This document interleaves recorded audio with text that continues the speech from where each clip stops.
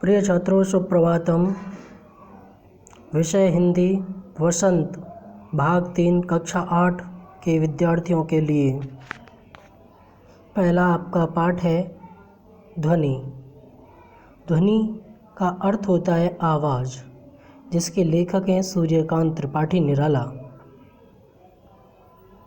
तो मैं इसके बारे में आपको सामान्य जानकारी दे दूं। पहले छात्रों, ध्वनि नामक इस कविता में कलियों एवं पुष्पों के माध्यम से कवि ने देश के युवाओं को गतिशील एवं जागरूक बनाने की चेष्टा की है। और अब इस कविता में जिस कविता के माध्यम से कवि अपने शब्दों को कहना चाह रहा है, उसको एक बार गायन कर लेते हैं। अभी न होगा मेरा अंत, अभी अभी ही आया है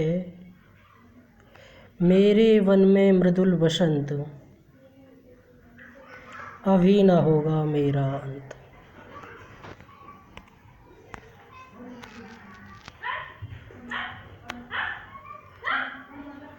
हरे हरे ये पात, डालियाँ कलियाँ कोमल गात, मैं ही अपना स्वप्न मृदुल कर फेरूंगा निद्रित कलियों पर, जगह एक प्रत्यूष मनोहर। सबसे पहले हम इतने का अर्थ जान लेते हैं, ठीक है। देखिए, पहले आप शब्दार्थ जानेंगे ताकि आपको व्याख्या या अर्थ करने में परेशानी ना हो। देखेंगे, अंत शब्द का अर्थ है समाप्ति या समाप्त।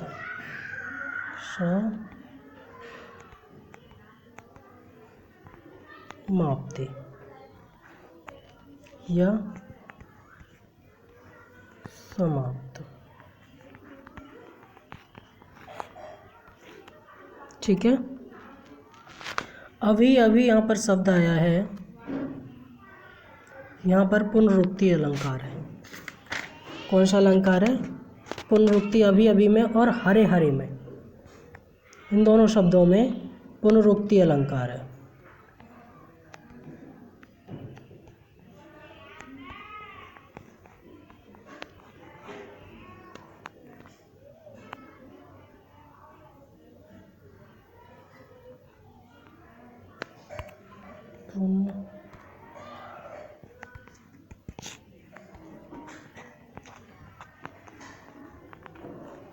पुनरुक्ति अलंकार, पुनरुक्ति अलंकार है, ठीक है। मृदुल शब्द का अर्थ होता है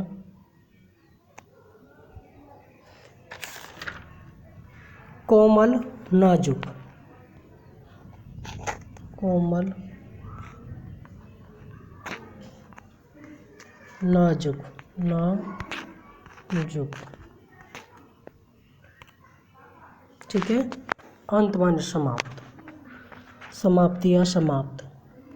उसके बाद में आप देखेंगे पात, पात माने पत्तियाँ।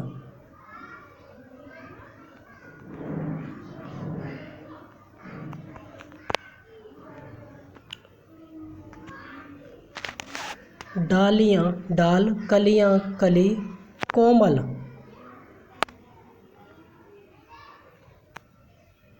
कोमल शब्द का अर्थ होता है सुकुमार, सुकुमार।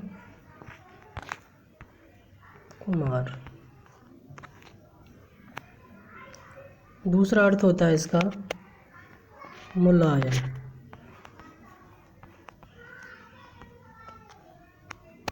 सुकुमार मुलायम।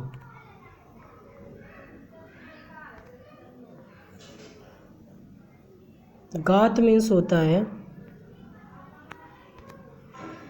शरीर, गात मीन्स शरीर।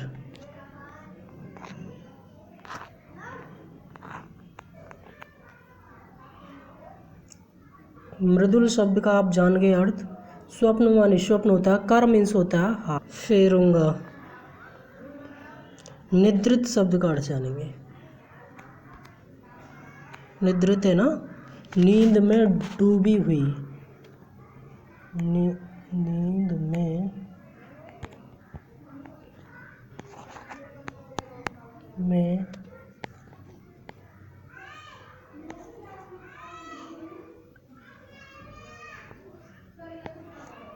डूबी हुई या सोई हुई, या सोई हुई। नींद में डूबी हुई या सोई हुई। प्रत्यूष। प्रत्यूष शब्द का अर्थ जान लेंगे। प्रत्यूष शब्द का अर्थ होता है प्रभात।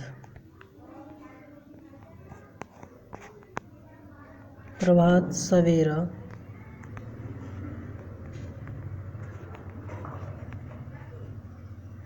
ठीक है।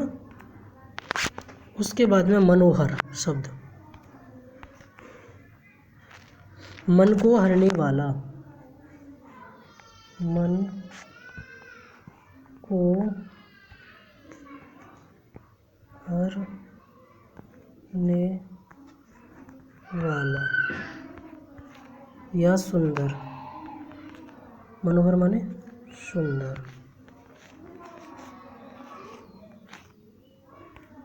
ठीक है। अब इसका इतने का अर्थ देखेंगे, केवल आज इतना ही पढ़ेंगे।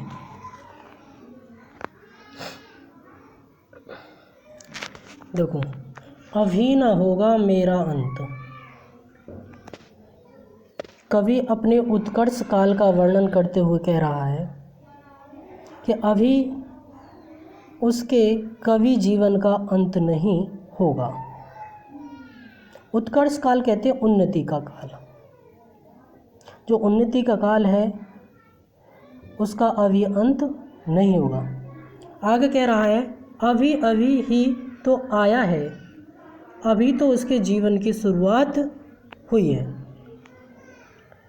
मेरे वन में मृदुल वसंत। मेरे वन में मृदुल वसंत। जीवन रूपी वन में यानी जंगल में सुकुमार बसंत का आगमन हुआ है। अभी न होगा मेरा अंत। अभी मेरा अंत होने वाला नहीं है। हरे हरे ये पात। जो बसंत आ रहा है उसमें जो पात माने पत्तियां हैं वो हरी हैं। वसंत के आने से उनके जीवन रूपी वन में चारों ओर पेड़ पौधे पर हरे हरे पत्ते आ गए हैं। हरे हरे पत्ते आ गए हैं। डालियां कलियां कोमल गात। डालियां कलियां कोमल गात।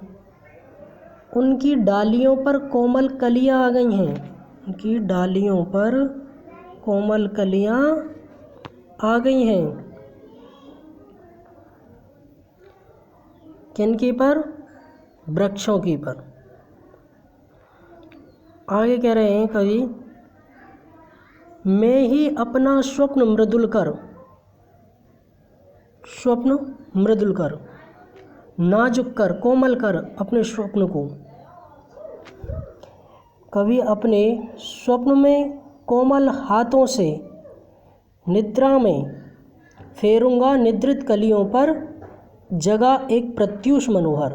तो कवि कह रहा है, कवि अपने कोमल हाथों से निद्रा में अलसाई कलियों पर हाथ फेरना चाहता है। हाथ फेरना चाहता है तथा उन्हें सुंदर प्रभात का संदेश देना चाहता है। यहाँ पर स्वयं कवि निराशा एवं आलस्य में डूबे नवयुवकों को अपनी कविता के माध्यम से प्रेरित करके उन्हें उत्साह से भर देना चाहता है। जिससे वे सजग होकर रचनात्मक कार्यों की ओर प्रेरित हो।